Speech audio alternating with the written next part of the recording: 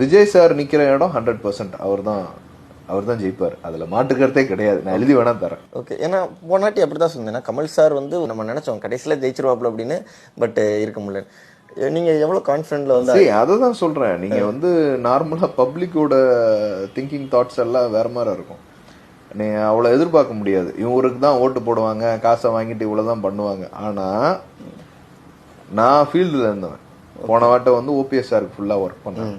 விஜய் சாரோட ரசிகர்கள் booth agent ஆளுங்கெல்லாம் இருக்காங்கல்ல, இவங்கெல்லாம் என்ன பண்ணுவாங்க அப்படின்னு சொன்னா, தேர் ஃபோர்ஸ் யங்ஸ்டர்ஸ் எல்லாமே. ஆனா அவங்க இத்தனை நாள் பழகி பேசக்கூடியவர்கள் எல்லாம் பெரியவங்கெல்லாம் அந்த ஊருக்குள்ள இருக்காங்கல்ல, அவங்கெல்லாம் ஏடிஎம்கே டிஎம்கேல இருப்பாங்க. அவங்கள மீறி அந்த இடத்துல ஏய் அப்படின்லாம் பேச முடியாது. என்னப்பா தம்பி என்ன உட்கார் அப்படின்னு சொல்லிடுவாங்க. என்ன பண்ண முடியும்? ஸோ இந்த இடத்துல தான் அவர் டிஃபிகல்ட்டை சந்திப்பாங்க.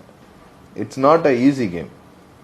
இவங்க ஒரு பெரிய கட்டமைப்பு, பெரிய 2 ஆலமரம், டிஎம்கே ஏடிஎம்கேங்கிறது ஆலமரம்.